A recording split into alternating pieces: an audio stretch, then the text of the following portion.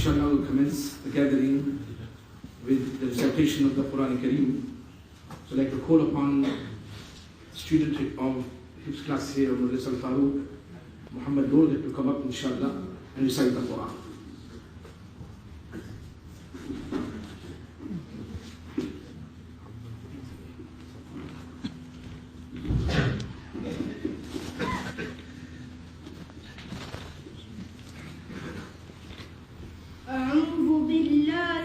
الشيطان الرجيم بسم الله الرحمن الرحيم وما محمد إلا رسول قد خلت من قبله الرسل أفإن مات أو قتل انقلبتم على أعقابكم ومن ينقلب على عقبيه فلن يضر الله شيئا وسيجزي الله الشاكرين وما كان لنفس أن تموت إلا بإذن الله كتابا مؤجلا ومن يرد ثواب الدنيا نؤته منها ومن يرد ثواب الآخرة نؤته منها وسنجزي الشاكرين وكأي من نبي قاتل معه ربيون كثير فما وهنوا لما أصابهم في سبيل الله وما ضعفوا وما استكانوا والله يحب الصابرين وما كان قولهم إلا أن قالوا ربنا اغفر لنا ذنوبنا وإسرافنا في أمرنا وثبت أقدامنا وانصرنا على القوم الكافرين فآتاهم الله ثواب الدنيا وحسن ثواب الآخرة والله يحب المحسنين صدق الله العظيم.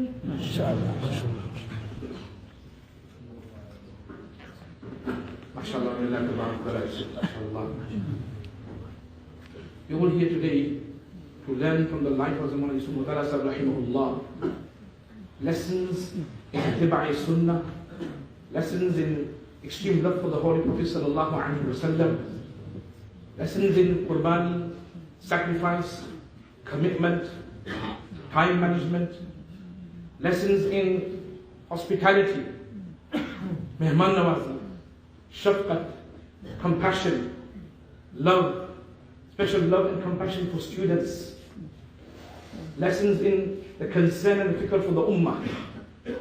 These many lessons that we can learn.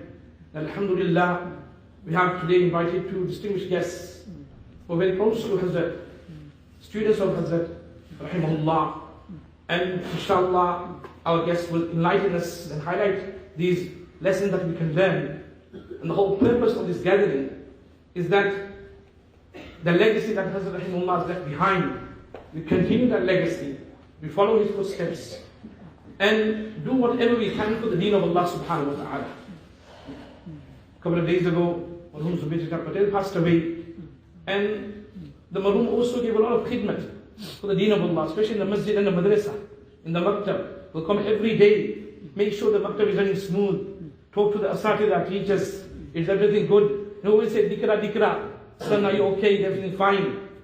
And the reason I mention this, because those people who have dedicated their life to the deen of Allah, we should talk about them, so that it encourages the others also, that before I leave this dunya, it's very important there should be some sort of contribution for the deen of Allah. Because when once a person passes away, we always look for the ibadat that they have performed, the khidmat of deen that they have done. Why? Because we know that that is what's going to benefit them. So therefore, it's very important that the short life that Allah Tabarak wa Ta'ala has granted us, let's give to the deen of Allah subhanahu wa ta'ala.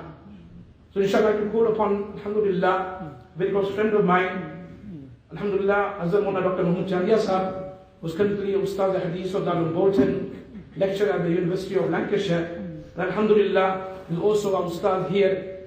A year ago, alhamdulillah, they taught Jalalain Sharif for over a year, would come every weekend, one weekend of every month, and stay here and teach our Mishkat students the Tafsir of Jalali, one great Qurban and sacrifice. And Alhamdulillah, whenever we invite Hazrat Moulana Dr. Sahib, without hesitation, he accepts our invitation, Alhamdulillah. So therefore, I call upon Hazrat Moulana Dr. Sahib to come up and enlighten us with the words of wisdom.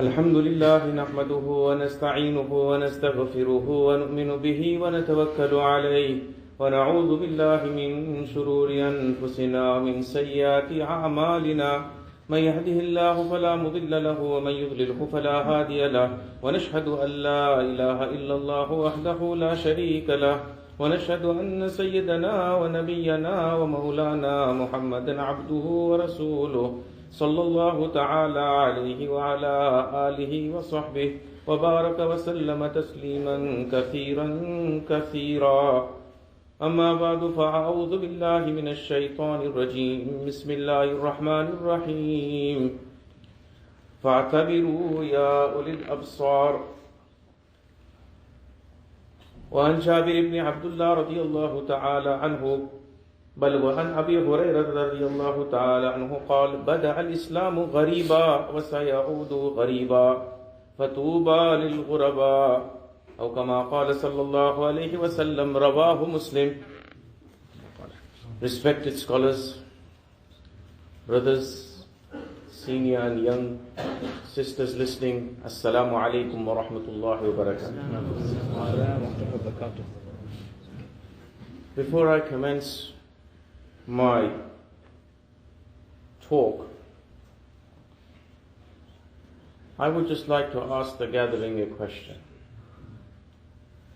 And based on this will be my talk.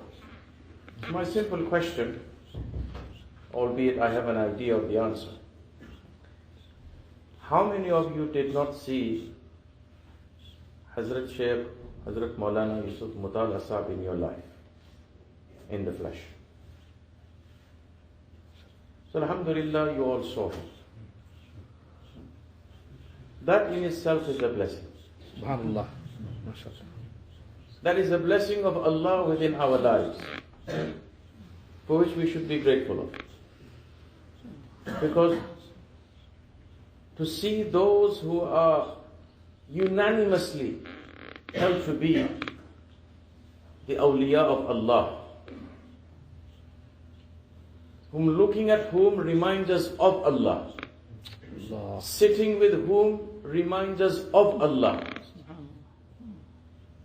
connects our hearts, focuses our minds, gives peace to our hearts by sitting with them and in their companionship. These are the people of Allah who remind us of Allah. The history of Islam in the UK is very much linked with the presence of two individuals in the UK. One is Hafiz Patel Sahib, Rahmatullahi Aa'layhi, and the other is Hazrat Abdur, Rahmatullahi Aa'layhi. The senior brothers who are sat here know this very much, and they will have their own stories to say. But it's for the younger brothers that I've been asked to speak in English today. Hazrat Moulana will deliver his talk in Urdu. And I have half an hour, and Hazrat Moulana will speak as long as he wishes to speak. Because Moulana has told me the aroma of the biryani has already started to come. But Moulana will speak as long as he wishes to speak. But it is important to know our history, number one. It is important to know our husband, who's had a huge impact. And he is our focus of learning today. And it is with that what we need to understand. This is the Quranic verse that I just recited. فَأَتَبِرُوا يَا أُولِي الْأَبْصَارِ.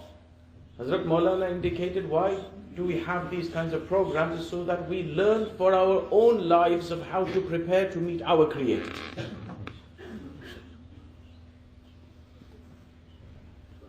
The hadith that I just cited, Hazrat Abu Hurairah radiallahu ta'ala anhu, that companion from whom we learn a lot of hadiths, because he spent a lot of time with Rasulullah sallallahu alaihi wasallam. Bada al-Islamu ghariba, Islam started in Makkah al-Mukarramah in a very lowly state, where there were a very small number of followers. And it will return to that state. Fatuba lil ghuraba. Fortunate are those individuals who are of that small group. So Rasul sallallahu alayhi wasallam was asked, who are those individuals, O Messenger of Allah alayhi salatu wasalam? Allazina yuslihuna, those who reform and rectify and correct. Hina fasad al-nasu, when people cause corruption. So when everything else is going one way, corruption, towards the path of hell, these individuals are focused on making the hereafter and other people's hereafter. Islam came to Europe in 711. When the last of the Banu Umayyah ran away from persecution, left their seat of power in Damascus and came to North Africa. From North Africa, they came to Europe, Spain. And all they did in the beginning was watch and observe. They were masters of being leaders and running empires. So they watched, and then they established an empire in Spain, which is called Muslim Spain, Al-Andalusia, from 711 to 1492, when the Muslims and the Jewish were evicted. Masjids had gone, Muslims had gone, and the small group of madrasas had gone. Thereafter, the next evidence of Islam in Europe is coming in the 19th century. We have today, in 1889, the walking mosque established near London. On the M25, it's on 8 o'clock. It's a masjid. If you look at the video footage on YouTube, the Eid Day celebrations on YouTube, the early BBC reports about this masjid, you will find a group of Muslims who are not with topis and jabbas or imamas, or what we may call religious attire. You will not find ladies with abayas, with scarves, or with niqabs. But we do have a masjid. And then fast forward to the 1960s. Post-World War, this country needed labor. And the industry that came here in the Northwest, in the Midlands, and in London was the cotton industry. The immigration policies were changed, so a lot of labor came here from the subcontinent, India, Pakistan, Bangladesh, etc. Our Arab brothers were here as well, African brothers were here as well, but mainly subcontinent. Even today, 3 out of 4 Muslims in this country has a connection with India, Pakistan, or Bangladesh. This is the small history. But when the Muslims came here, they were a small group. Ask the senior people here, they had to look for people to perform Jummah namaz or Eid Salat. We take it for granted here, sending our kids here for maktab nowadays. You could not find people to teach maktab. You had to wait for people to come for salah. In that time, in the 1960s, one person stands up and announces he's going to build a Darul Uloom in the UK. When we hardly had masjids. Hardly masjids were not to be filled. And sent out a letter to all the masjid addresses that were available, solely, purely, wholly on the instructions of his Shaykh Qutub al-Aqtab as a Shaykh Nawarallahu Marqadah, to build the Darul Ulum in the UK. So in the early days, Hadhrat had lost hope. He became, I shouldn't say lost hope, became dispirited. Because there was just, the environment wasn't here. And he wrote to Hazrat Shaykh Nawarallahu Marqadahu, and one of Hazrat's qualities was he was fana fi Shaykh. If you look at all his speeches, his books, and Hazrat has written 27 books. All his talks, and on the group, WhatsApp group FCPM, Fan Club of Prophet Muhammad Sallallahu Alaihi Wasallam, every night between 9:30 to 10 o'clock, there is a talk by Hazrat that was recorded in Ramadan. You will find mention of Hazrat Shaykh, you will find mention of Rasul Sallallahu Alaihi Wasallam. Two people, Fana fi Shaykh, Fana lil Rasul, Fana lillah. This was Hazrat. But Hazrat Shaykh told him, you stay here, Allah will take the work of deen for you. And the Darul will be established by you. And Hazrat came here in 1968. And Walsall, your name of the masjid come by Hazrat. And Hazrat used to come, he was a regular pit stop for Hazrat. Which street, Moulana? Earl Street. Round here, I think. Not round here. Earl Street. And Haji Sahib's house. Which Haji Sahib's name? Abdur. Abdur Haitham. Regular. So this place, this masjid was very beloved to Hazrat. Also people were not so convenient. But when Hazrat established the madrasa, these broken windows, dilapidated building, but this was the beginning. Today you sweep across the UK, you will barely find a town where the influence of Darul Berry has not reached. Where a graduate of Berry has not directly impacted, a student of Berry has not directly impacted, or a student of the student of Berry, a grand student of Hazrat. This is what happens when you connect yourself with people like Hazrat Shaykh Nawarallah. Just like in Makkah, Islam was a small group, in UK, Islam was a small group. If you dig up the census data of 1961, 1971, 1981, 1991, 2001, 2011, you will see the Muslim number. And at that time, people used to go to factories to work.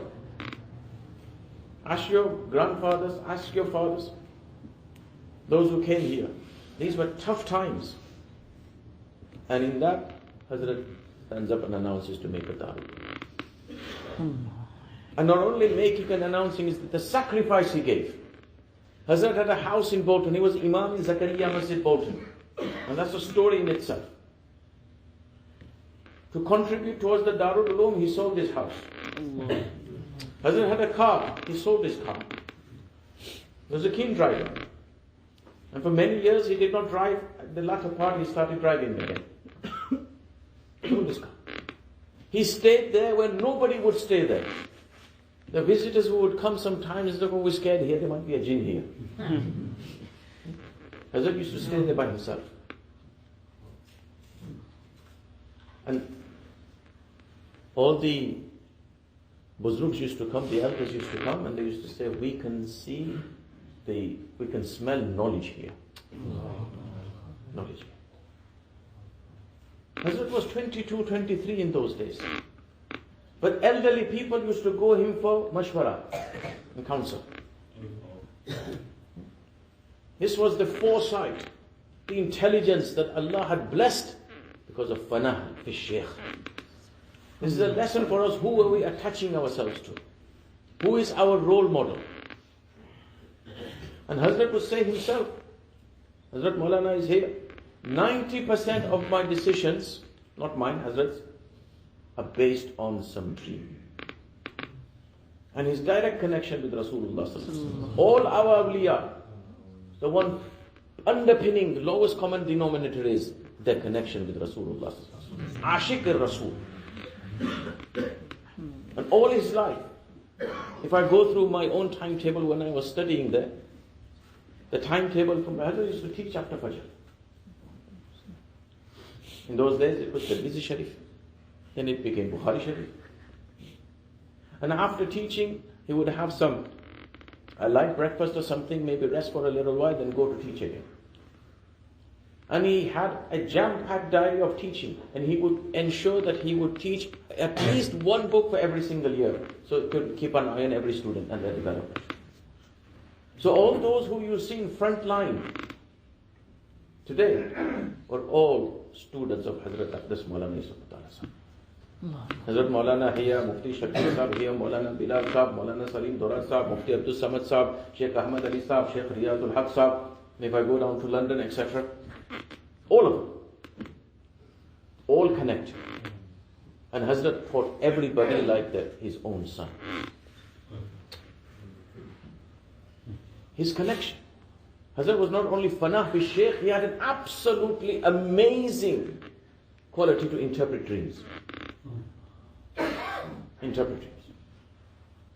Like I said, 90% of decisions are made on his visions. So many times in the morning he would ask, Gora ke khab jo? And I used to joke with him, Hazrat, I sleep very sincerely. I want no disturbances. And if someday I had seen, Hazrat, let me give you an example of Hazrat's interpretation. One student saw, and he related this dream to Hazrat, I saw a group of students that I am in front of, and these group of students are behind me, and I am smoking in the dream. And Hazrat could smell somebody who was smoke a mile off. And people would be very scared because people had awe of Hazrat. Rasul sallallahu alaihi wasallam said, "Nusirtu bir-ru'b." I've been helped with awe. And anybody who was in front of Hazrat, they were struck with awe. Not out of fear, but of love and respect. And to say to Hazrat, I saw this dream where I was smoking, Hazrat. And in those days, it wasn't Hazrat, it was Mali Sahib. So this student goes through, Hazrat, I'm seeing this dream, I'm smoking, and there's a group behind me. The Hazrat said, Mubarak dream. Allahu Akbar, Mubarak dream. So then he was brave enough to ask, what does this mean? What does this dream mean? He says, this smoking in your dream is your zikr coming out. Just like you inhale and you puff out. The smoke you inhale and you puff out. It is the remembrance of Allah going in and the departure of worldly things. Who would give that type of interpretation? Allah. Another student saw that I'm sitting in a church praying the Quran, and everybody around me is reading the Bible. As I said, you will be working in an environment where there will be mostly non-Muslims there, but Allah will protect your iman. Amazing gift of interpreting dreams. This is just a sample. But the blessing of Hazrat Shaykh Nawwarallahu Markadahu established this Darul Ulum, with so mmany today coming out from that Darul and continue to. And not only do they serve in madrasas or academies or teach Darul themselves, how many Shaykhul Hadith has Bari itself produced? Just Bari itself. Those who teach last year books of Hadith or teach Bukhari Sharif. All Hazrat's barakah. His sincerity. And throughout his life, Hazrat never took a penny. I remember myself on some times when Khala wasn't at home, he would, when I was there, instruct me to go and get some food from the kitchen. And at the end of the year, he would total up. How many times did you go and get food for me? Or anything else for that matter, from the kitchen. This many times, Hazrat. And whoever was responsible for this had to keep a list. This item on this day, this item on this day, okay, this is this much, but go and give this much. Not benefiting from the Darul Ulum for one iota. That taqwa, that tahara, that purity, that sincerity that we hear about all the Muslims, we saw firsthand in this 20th and 21st century. To be totally focused on your hereafter. Hadith says, خَيْرُ النَّاسِ أَنْفَعُهُمْ لِلنَّاسِ. The best among mankind are those who are best for mankind. The Quran says, كُنْتُمْ خَيْرَ أُمَّةٍ أُخْرِجَتْ لِلنَّاسِ. Imam Bukhari, Rahmatullahi Aa'layhi, there's a whole debate here. That this Muslim ummah was created for other people. To serve mankind. And the highest form of serving is to stop individuals from falling into the pit of hell. And this is what Hazrat's life was. He took individuals, these were kids coming off the street, who were used to playing on the street from 9 o'clock in the morning till 9 o'clock at night in those days. And taking those kids who had all types of behavior patterns and making them into Maulanas and Sheikhs. Rasul sallallahu alayhi wasallam took companions. Quran says he took companions who were ulaika kal an'am bal hum adall. They were worse than animals. And then he turned them out into Umar Farouq, Usman Zin Nurain, Ali Haydar, Abu Bakr Siddiq, Hamza, etc. etc. Hazrat did a similar thing. He took individuals who were rough diamonds. Hazrat chiseled them away, chiseled them away, chiseled them away. Not only made sure that they had knowledge, but they also had tarbiyah, nurturing. And how was that tarbiyah? In Darul Uloom, there were days when each one of us, Moulana is here, he will know. Any other Peri student, Moulana is here, he will know. That you have to go class between 9 and 4. You have to fast for the day from normal fasting hours, and you have to complete a Quran and stay in i'tikaf in non-class times. It was a voluntary i'tikaf, not i'tikaf. Other days they would be remembering the Sahaba days, companions days. That all you were allowed to eat was water and dates. Just remember, get your mindset. Complete the Quran. It is possible even today for us to complete the Quran in a short amount of time. Hazrat gave us that confidence. I once heard him say, Buzurgon ke paas buzurgi nahi milti. So I said, Hazrat, Buzurgon ke paas kya milti? Just like some of the companions, especially those Bedouins who used to come to Rasul sallallahu alaihi wasallam, they used to ask sometimes the questions that other people wouldn't ask. Hazrat, kya milte hai phir?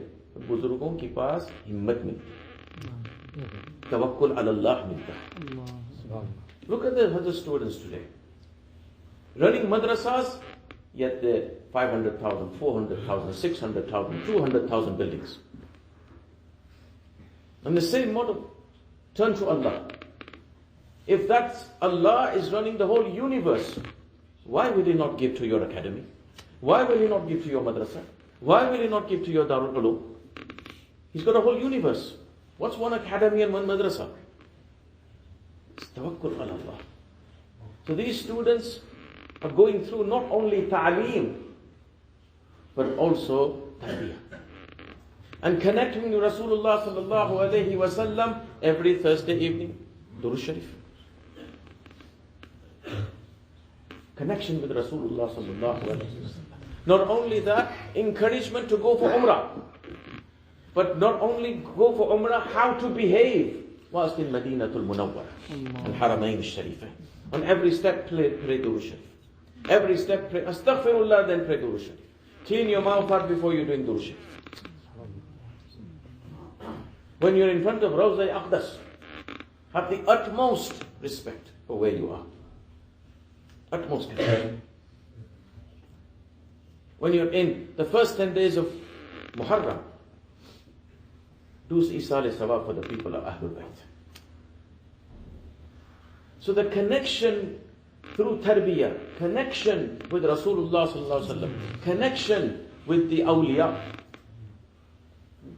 All those individuals who visited the UK, who were connected with Hazrat Shaykh Nawwarallahu Marqadahu, is because of Hazrat. The biggest blessing that the people of UK have had is that Qutub al-Aqtab as the Shaykh Nawwarallahu Marqadahu came. And Warsaw, this was a very convenient drop-off point for all the awliya. Many have visited this place, mashallah, and you have been so blessed. Alhamdulillah. Alhamdulillah. So Islam started in the UK small. It is mushroom. In the 60s, there were hardly any masjids. Today you will find nearly 3,000. And not only this, you will find the census data telling us it's a very young Muslim community. Very young. More than 50% of this Muslim community has been made in England. It's got a made in England badge to it. Born in England. And this born in England model, the fact that he has topi, jabba, or imama, or has facilities for Jummah, or has facilities for Maktab, is very closely related because of the effort of Hazrat Sheikh Moulana Yusuf Motala Sahib. Because you need teachers to do it. You need facilities. You need ideas. How many masjids took their plans to Hazrat? He wasn't an architect, but he could give the best guidance of what to do and how. And this was all coming from his fanah fi Shaykh, Qutub al-Aqtab as Shaykh Naballahu Marqadahu, his connection with Rasulullah sallallahu alayhi wa sallam. I was mentioning how the day was managed. And besides teaching everything, Hazrat also kept an eye on what was happening in the office. Because you have to run the place. And then after this, he also had time to write responses to all the letters. And in those days, people who used to come for ta'weez to him. I used to keep the list. I know. Eventually got so much, we fixed Thursday evening after Maghrib, Hazrat used to go through all the list, who needs what. And every single ta'weez, Hazrat did not write any single one without a state of wudu. I'm witness to this. Allahu Akbar. And on one occasion, Hazrat did not have wudu, Hazrat said, Gora tu laki nahi. Hazrat said, Garbar sharbar thai jaise. Aapne vaat jo hai, to main wudu kar liya. Allahu Akbar. With such piety, every moment. Then we have zikr majlis, to train the students to be connected to Allah. Then on one occasion we had this majlis, Hazrat Moulana may remember, he stopped madrasa to train the kids that make up all your missed salah. Whether it was 1 year, 2 year, 3 year, 4 year, whatever. Make up all your missed salah. One of the babs in fiqh kitab is Babu Qada'i Fawaid. Making up your missed salah, qada salah. So the younger generation here, this is one of the things we need to do. We will be asked about our salah. So then, after zikr majlis, was preparing for the next day. And after food, Hazrat used to have majlis of the books of awliya which we read. And some students used to go and attend. And in a 4-year period, one of my friends, Moulana Ahmad Ali Sahib, Moulana Adam Sahib in Leicester, his eldest son, who is Imam in Derby at the moment, he read 25 books. It's a 24-hour cycle. Then we had visitors coming from everywhere. 24-hour cycle devoted for the work of the Ummah. Such individuals just living to give benefit to them. And a short transitory period. The Quran says when somebody is lost, say, قَالُوا إِنَّا لِلَّهِ الَّذِينَ إِذَا أَصَابَتُمْ مُصِيبَةٌ قَالُوا إِنَّا لِلَّهِ وَإِنَّا إِلَيْهِ رَاجِعُونَ. That when we are afflicted with a difficulty, we are taught to say, the Quran is teaching us to say, Inna lillah wa inna ilayhi raji'un. We belong to Allah and we will return to Allah. This is an acceptance that our separation from our loved ones is temporary. It's temporary. If somebody would have lived and other people could decide who lives, then the Sahaba would not have let Rasulullah sallallahu alaihi wasallam go. But the work of the Shaykh carries on even after. The work of Qutub al-Aqtab as the Shaykh Naballahu Marqadahu carried on. All the routine that was there.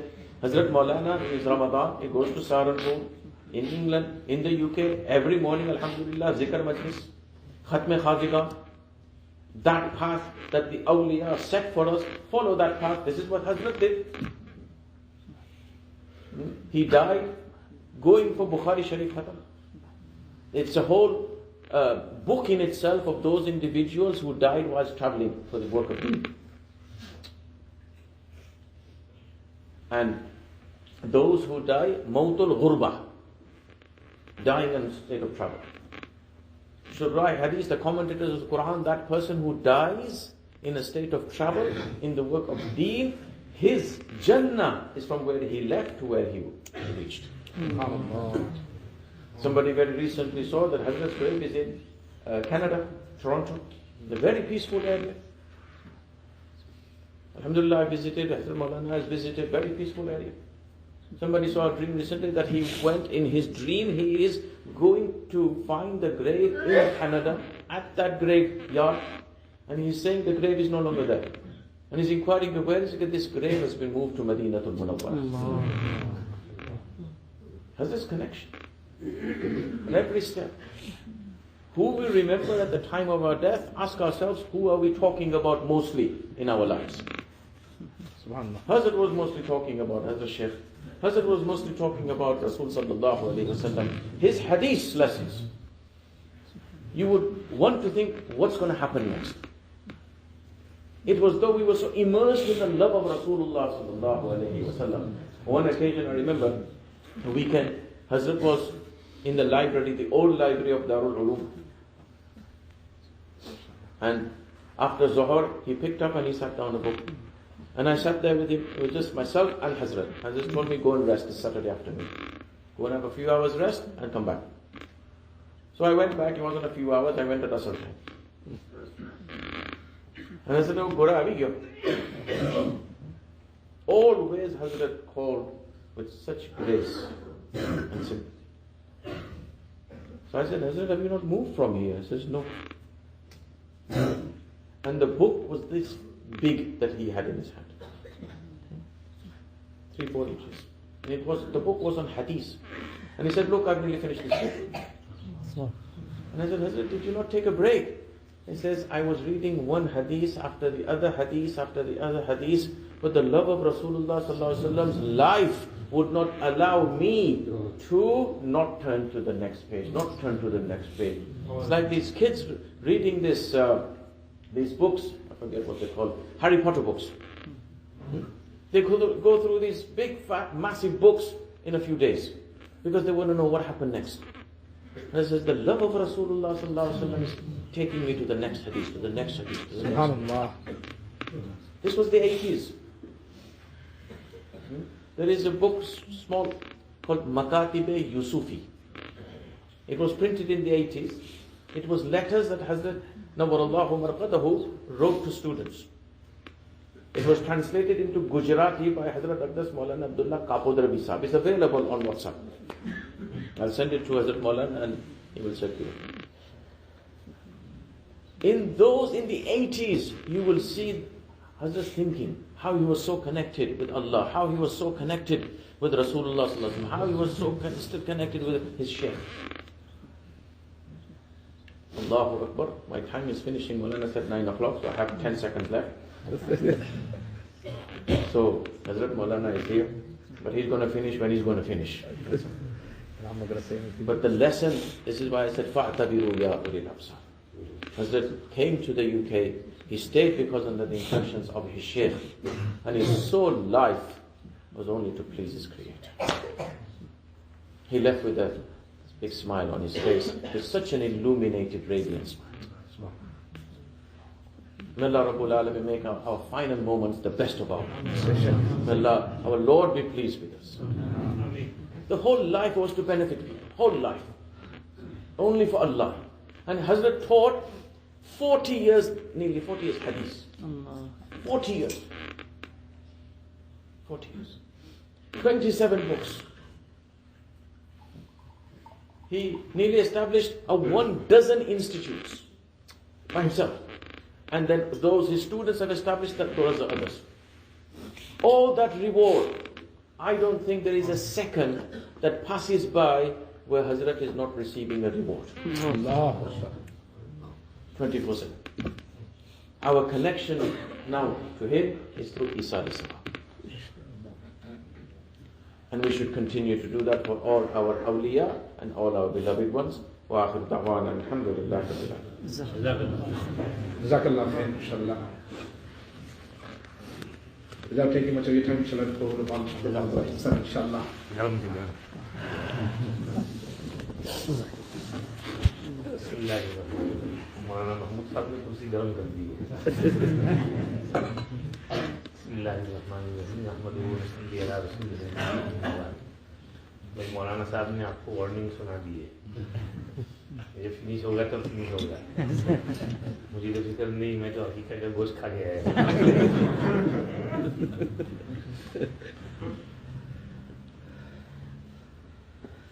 میرے واجب الاحترام دوستوں, بزرگوں, حضرت مولانا محمود صاحب تو ماشاء اللہ حضرت کا بہت قرب رہا ہے, اور حضرت پڑھنے کے زمانے میں مولانا سے بہت بے تکلف تھے. دیکھا نا, گورا کہہ کر وہ گاتے تھے. بہت سی مرتبہ حضرت دارالعلوم میں کھانا وانا کھا کے خالہ جب انڈیا گئی ہوتی تو مولانا محمود صاحب, مولانا محمد آدم روکڑ صاحب, یہ لوگ حضرت کے ساتھ ایک پلیٹ میں کھاتے. حضرت ان کے ساتھ آ کے بیٹھ جاتے, بالکل طالب علم جیسے بن جاتے. وہ زمانہ بھی یاد ہے کہ جب دارالعلوم نیا لیا تھا تو حضرت دارالعلوم کا گھاس خود کاٹتے تھے. باہر کھدائی کا کام حضرت خود کرتے تھے. وہ پرانے اسٹیبل تھے تو اس کو ہم توڑ رہے تھے تو حضرت خود بھی اس کو توڑنے میں شامل ہوتے, بچوں سے کام کرواتے, اور پھر دیکھتے کہ بچے تھک گئے ہیں, دکان سے کرسپ منگواتے, چاکلیٹ منگواتے, ڈرنکس منگواتے. وہ سمر کے دن ہوتے, تھوڑی دیر کے لیے ریلیکس کرتے, ذرا کرسپ کھائی, چاکلیٹ کھائی, ڈرنک لیا اور واپس کام پر لگ گیا. حضرت خود بھی اس میں حصہ لے. تو واقعی حضرت تو حضرت تھے, اور مولانا نے بڑی ہسٹری کھول دی ہمارے سامنے, یادیں ہیں. اللہ ہمیں حضرت کو یاد رکھنے کی توفیق, کیونکہ جب ہمارے مرحومین جاتے ہیں ہم بہت جلدی بھول جاتے ہیں, بہت جلدی بھول جاتے ہیں. میں سوچتا ہوں کہ اگر ہم ہمارے ینگسٹرز کو بتائیں گے نہیں کہ حضرت کون تھے تو کیسے یاد رکھیں گے. کچھ نہ کچھ تو بتانا چاہیے.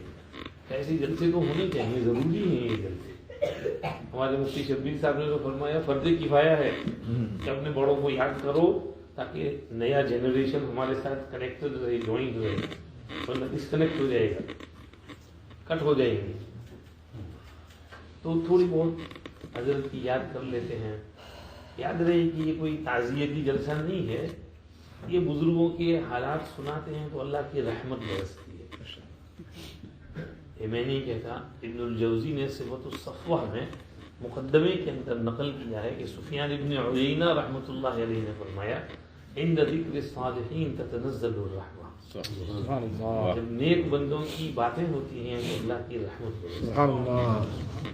محمد ابن یونس نے کہا ما رأیت انفع للقلب من ذکر الصالحین. میں نہیں سمجھتا کہ دل کو فائدہ پہنچانے میں صالحین کے ذکر سے زیادہ مفید کوئی چیز ہے. جنید بغدادی رحمۃ اللہ علیہ سے کہا گیا کہ یہ بزرگوں کے قصے کہانیوں میں بھی کچھ فائدہ ہے. کہاں بہت فائدہ ہے. اور انہوں نے کہا یہ جند من جنود اللہ, بزرگوں کے حالات اور ان کے قصے یہ اللہ کے لشکروں میں سے ایک لشکر ہے, اور اس لشکر کے ذریعے اللہ نفوس کی اصلاح کرتے ہیں. تو یہ تو ہونے چاہیے. جیسے ہم بزرگوں کے جلسے رکھتے ہیں, بھائی امام ابو حنیفہ, لیگیسی آف امام ابو حنیفہ, لیگیسی آف امام شافعی, یا سیرت سیدنا ابو بکر صدیق, سیرت عمر فاروق, یہ سلف صالحین کی باتیں رکھتے ہیں. تو اسی طرح یہ ہمارے اکابر ہیں, ان کے تذکرے کرنا ضروری ہے تاکہ ہمارے جوانوں کو پتہ چلے. اس لیے یہ منعقد کیا ہے. کوئی تعزیتی پروگرام نہیں ہے. تعزیت تو گھر والوں کی ہوتی ہے, تو 3 دن کے لیے ہوتی ہے. ان کے گھر جاتے ہیں, بیٹھتے ہیں, یاسین پڑھتے ہیں, قرآن شریف پڑھتے ہیں, قرآن خوانی ہوتی ہے. یہ تعزیت ہے. یہ تو صرف ایک یادگیری ہے, ان کے احوال کو یاد کرنا اور اس سے سبق لینا ہے. اور دیکھیے مولانا محمود صاحب ہم کو بتا رہے تھے کہ بھئی حضرت سے اللہ نے دین کا بہت کام لیا, اور انگلینڈ کا نقشہ جو ہم کو نظر آ رہا ہے اس میں بڑا دخل ان 2 ہستیوں کو ہے, حضرت حافظ پٹیل صاحب رحمۃ اللہ علیہ اور ہمارے حضرت مولانا یوسف مطالعہ صاحب نور اللہ مرحبا. اور میں اس کو یہ کہتا ہوں, آپ اس کو کمپیئر کرو دوسرے ملکوں سے. تو جاتے ہیں دنیا بھر میں، امریکہ جاتے ہیں، کینیڈا جاتے ہیں، اور جگہوں پر جاتے ہیں، بہت جگہوں پر جاتے ہیں، وہاں دین کا کام ہوتا ہے، لیکن ان طرح کا تشدد ہے، پراگندگی ہے، کوئی اجتماعیت نہیں ہے، کلیکٹیو ایفرٹ نہیں ہے، کوئی ایسی بڑی پرسنالٹی نہیں ہے جو سب کو جوڑ کر کے رکھے اور آگے بڑھائے. اور ہمارے ملک کو اللہ پاک نے یہ 2 ہستیاں ایسی دی تھی کہ انہوں نے سب کو جوڑ رکھا. سبحان اللہ.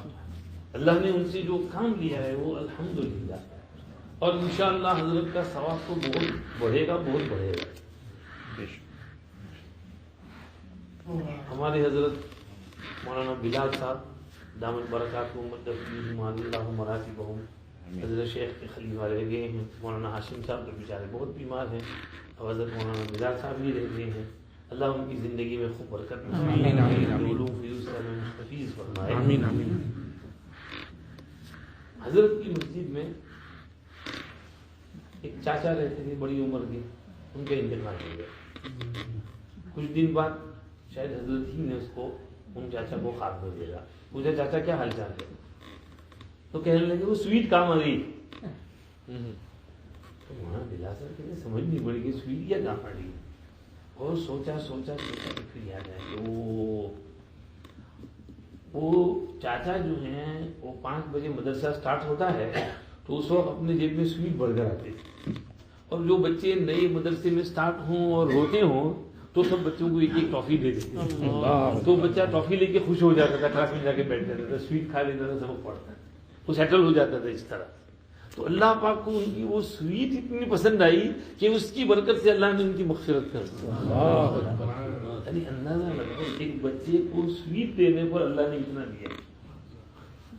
ہم نے اپنے اکابر سے سنا کہ علی گڑھ مسلم یونیورسٹی کے بانی ہیں سر سید خان صاحب، ذرا مختلف ہی شخصیت ہیں، ان کے بارے میں بہت کچھ ادھر ادھر کی باتیں ہوتی ہیں، لیکن جہاں تک مجھے یاد پڑتا ہے ہمارے حضرت ہی سے حضرت نے فرمایا کہ ان کے انتقال کے بعد کسی نے ان کو خاتمہ دیا. تو پوچھا کیا حال چال ہے؟ تو انہوں نے کہا کہ اللہ نے میری مغفرت کی.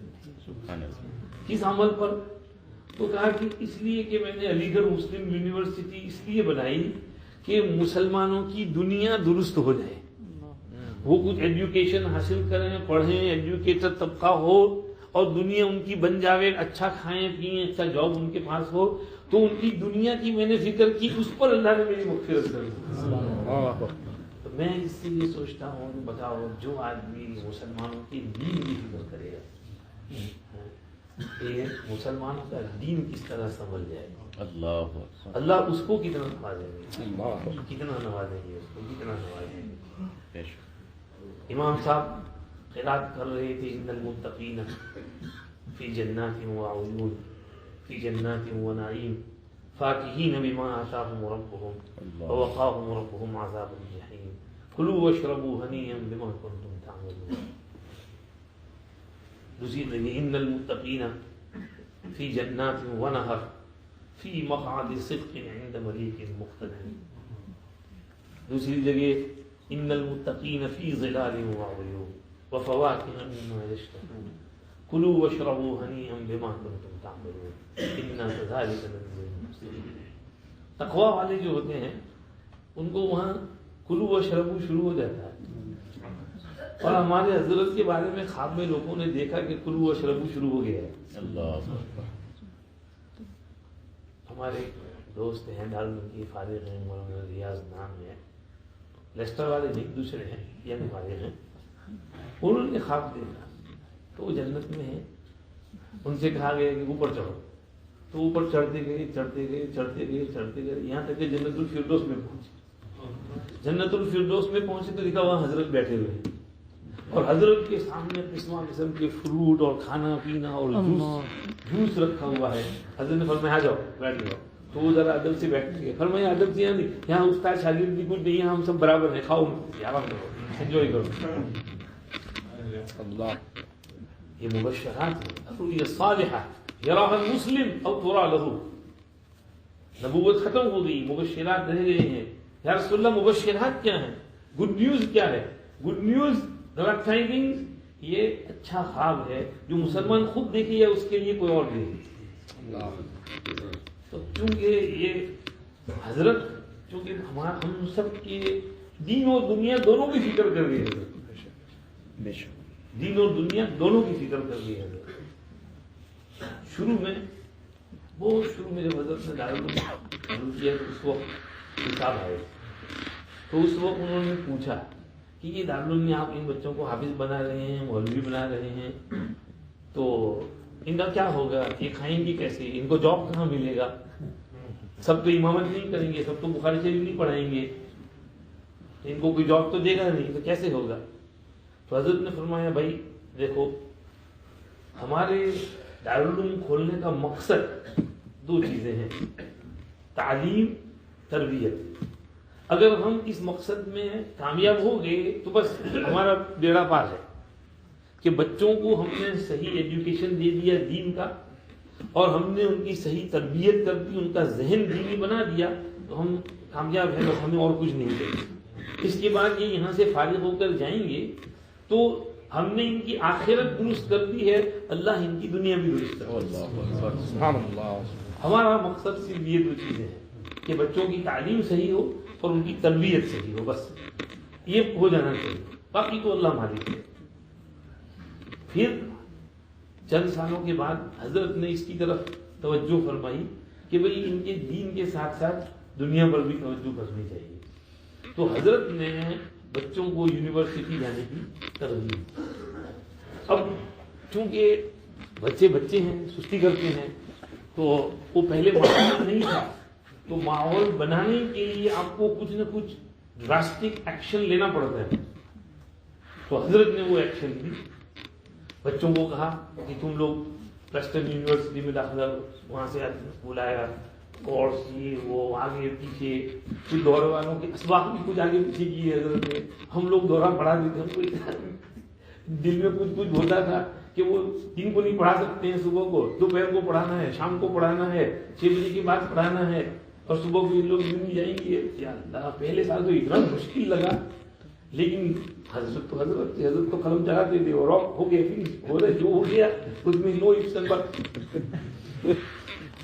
پڑھاتے تھے، شام کو جا کے پڑھاتے تھے، الگ الگ گھنٹوں میں پڑھاتے تھے، اور گھنٹوں میں پڑھاتے تھے۔ حضرت کہتے بیٹا پوری کرنے کو کرو جس طرح کرنی ہے، صبح میں یہ لائیں گے، ان کے جو گھنٹے اس کے حساب سے یونیورسٹی میں اٹینڈ کریں گے۔ تو پہلا سال تو بڑا مشکل گیا، اس کے بعد دوسرے سال سے پھر ذرا گاڑی لائن پر آئی۔ یہ حضرت نے بچوں سے کہا کہ تم لوگ جو گریجویٹ ہو جاتے ہیں، فارغ ہو جاتے ہیں، وہ وہاں پر پچھلے سال والے جو فارغین ہیں وہ، اور ان کے ساتھ اب جو فارغ ہوں گے وہ جائیں، اور تمہیں دارالعلوم میں فری میں تم کو اکوموڈیشن ملے گا، تم کو فیس بھی نہیں دینے کی، دارالعلوم میں رہو، کھاؤ پیو آرام سے رہو، صرف صبح میں وہاں یونیورسٹی جاؤ، پڑھ کے آ جاؤ۔ تو اس طرح وہ یونیورسٹی کی ایک مہم چلی، اور اس میں الحمدللہ کافی بچے پھر اس لائن میں گئے اور گریجویٹ ہوئے، اور اب ماشاءاللہ یہ بچے اس ملک کا بھی فائدہ کر رہے ہیں۔ یعنی بہت سے، اب یہ ہمارے ڈاکٹر محمود صاحب ہیں، سالفورڈ یونیورسٹی میں لیکچرر ہیں اسلامک اسٹڈیز کے اندر۔ ڈاکٹر محمود صاحب تو پہلے بہت مشکل لگتا تھا، حضرت کو کہتے تھے حضرت بہت مشکل لگتا ہے، شام کو جانا ہے، لیکچر کرنا، مجھے چھوڑ دینا ہے۔ تو حضرت نے فرمایا نہیں، اگر تم نہیں جاؤ گے تو تمہاری جگہ کوئی غیر مسلم آئے گا، وہ اسلام پڑھائے گا، تو کیا آپ اسلام پڑھاؤ یہ بہتر ہے کہ کوئی غیر مسلم اسلام پڑھائے یہ بہتر ہے؟ کیوں ڈاکٹر صاحب یہ فرمایا؟ جی۔ تو اب حضرت کا ویژن دیکھا، حضرت چاہتے تھے کہ ہمارے جو اسٹوڈنٹس ہیں، اب ٹیچر بھی ہیں، کتنے ہمارے سیکنڈری اسکول میں ٹیچر ہیں، تو پڑھاتے ہیں ماشاءاللہ، اور بھی فیلڈ کے اندر، کہیں کوئی لائر بنا ہے تو کوئی لیکچرر بنا ہے، کوئی انٹرپریٹر بنا ہے، اور مولانا بلال صاحب کی زبان میں بہت سے امام المجرمین ہیں، یعنی پریزن میں کام کرتے ہیں، وہاں پر امامت کراتے ہیں۔ مولانا بلال صاحب کے پاس ایک لڑکا آیا، تو کیا کرتے ہو؟ جی میں پریزن میں کام کرتا۔ اچھا، تو آپ امام المجرمین ہیں؟ تو امام المجرمین ہیں بہت سے، تو پریزن سروسز میں کام کر رہے ہیں، یہ بھی بہت بڑا جاب ہے، محنت ہے، کام کرنا ہے، وہاں جانا۔ تو حضرت کو اللہ پاک نے یہ ویژن دیا تھا، حضرت نے مسلمانوں کے دین کی بھی فکر کی، دنیا کی بھی فکر کی، اور سب کے ساتھ حضرت سمجھیے کہ اس طرح رہتے تھے کہ ہر ایک کے ساتھ اچھی طرح سے ہر ایک کی خیر خواہی۔ اب یہ جو نعمتیں ہیں کلوا واشربوا، اس کے لیے اللہ نے کیا فرمایا؟ ان المتقین فی جنات ونہر، ان المتقین فی ظلال وعیون۔ تقویٰ کیا ہے؟ میں صرف آپ کو 2 باتیں نقل کروں گا، اس سے سمجھ میں آ جائے گا۔ ایک ابن مسعود کا قول ہے، انہوں نے فرمایا تقویٰ ان یطاع فلا یعصى، وان یذکر فلا ینسى، وان یشکر فلا یکفر۔ تقویٰ یہ ہے کہ انسان اللہ کی فرما برداری، اللہ کی نافرمانی بالکل نہ کرے، اور یہ ہے کہ اللہ کا ذکر کرے، اللہ کو یاد رکھے، اللہ کو بھول نہ جائے، اور یہ ہے کہ اللہ کا شکر کرے، اللہ کی ناشکری نہ کرے۔ تو انہوں نے کہا 3 باتیں تقویٰ کا خلاصہ ہے۔ پہلی بات کیا فرمائی؟ ان یطاع فلا یعصى، اللہ کی اطاعت کرو، اللہ کی نافرمانی بالکل نہ کرو۔ ہمارے حضرت کو ہم دیکھیں گے تو حضرت نے جو پہلی کتاب لکھی ہے اپنی زندگی میں، اس کا نام ہی ہے اطاعت رسول، اور یہ کتاب حضرت شیخ کے مشورے سے لکھی تھی، اور بڑی محنت کی تھی حضرت نے۔ جوانی کا زمانہ تھا جب حضرت نے لکھی تھی۔ حضرت کے بھائی مولانا عبدالرحیم مطالعہ صاحب نے کتاب لکھی تھی فضائل شکر، اور حضرت نے کتاب لکھی تھی اطاعت رسول۔ اس کا انگلش ترجمہ بھی ہوا ہے اور اردو کا 2nd ایڈیشن بھی چھپا ہے۔ تو اس میں حضرت نے یہ اطاعت، اتباع سنت اور اس کی کیا اہمیت ہے، قرآن میں، حدیث شریف میں، مشائخ کے اقوال میں، مشائخ کے قصوں میں، واقعات میں، حکایات میں، اس روح سے پورا اطاعت کو کھولا ہے۔ من یطع الرسول فقد اطاع اللہ ومن تولى فما ارسلناك عليهم حفیظا یا ایھا الذین آمنوا اطیعوا اللہ واطیعوا الرسول واولی الامر منکم وان تطیعوه تهتدوا قل ان كنتم تحبون الله فاتبعوني يحببكم الله ويغفر لكم ذنوبكم والله غفور رحيم قل اطيعوا الله والرسول فان تولوا فان الله لا يحب الكافرين۔ اللہ کا حکم مانو۔ اور حضرت نے یہ سمجھیے کہ اتباع سنت کوٹ کوٹ کر بڑھی ہوئی تھی۔ آپ دیکھیے حضرت کا لباس سنت کے مطابق، بلکہ رحیم میں تو مجھے یاد ہے حضرت نے ڈاکٹر عمر صاحب کو انڈیا خط لکھا، انہوں نے فون کیا کہ حضرت میں فروری کی فلاں تاریخ کو آ رہا ہوں، کوئی چیز کی ضرورت ہو فرمائیے۔ حضرت نے فرمایا میرے لیے کچھ 3 جوڑے کھدڑ کے کپڑوں کے بنا کر لیا ہو، وہ بالکل سادہ جو کورس کپڑا ہوتا ہے، حضرت مدنی رحمتہ علیہ پہنا کرتے تھے، اور حضرت نبی کریم صلی اللہ علیہ وسلم کے زمانے میں بھی وہی کپڑا ہوتا تھا۔ تو حضرت نے اپنا ناپ دیا، فرمایا یہ لے کر، تو حضرت اسی کو پہنا کرتے تھے۔ وہ پھر دارالعلوم درود شریف میں آئے تو اوپر جبہ چڑھا لیں، لیکن گھر میں حضرت اس کو پہنا کرتے۔ لباس میں اتباع سنت۔ امامہ، ہم نے بھی امامہ حضرت سے سیکھا ہے۔ حضرت امامہ پہلے اہتمام سے پہنتے، اخیر میں پھر وہ سر میں تکلیف کی وجہ سے حضرت کبھی پہن لیا نہیں پہنا، ورنہ ہم نے جو دیکھا ہے حضرت کو تو حضرت ہمیشہ امامہ پہنا کرتے، خاص طور پر جلسوں میں دارالعلوم میں آتے بخاری شریف کا سبق پڑھاتے، امامے کی عادت شریفہ تھی۔ اسی طرح پھر کھانے پینے میں اتباع سنت۔ سنت میں یہ ہے کہ بچوں کا خیال رکھا جائے۔ حضور کے پاس فروٹ آتا تو پہلے چھوٹے بچے کو دے۔ ایک دفعہ مجھے یاد ہے کہ ہم حضرت کے گھر بھی، میرے چھوٹے چھوٹے بچے بھی اس وقت ساتھ آئے تھے، میری عائشہ چھوٹی تھی تو اس کا حضرت کی نواسی عائشہ کے ساتھ دوستی تھی، دونوں سیم ایج تھے۔ تو حضرت کے گھر میں وہ خالہ جان کو ہم کہیں کچھ کام کاج ہو، شاپنگ واپنگ میں لے جاتے تھے، پھر لاتے تھے۔ تو دوپہر کو خالہ جان کو چھوڑنے گئے تو حضرت نے فرمایا کھانا وانا کھا کے جاؤ۔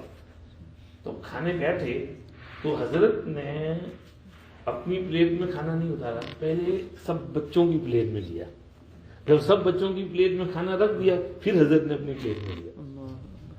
ایک کہ پہلے بچوں کو دو، بچوں کو ایک شوق ہوتا ہے، ہمیں پہلے ہی کھانا اتارنا چاہیے، پہلے بچوں کو دینا چاہیے، اس کے بعد اپنے لیے کھانا لینا چاہیے۔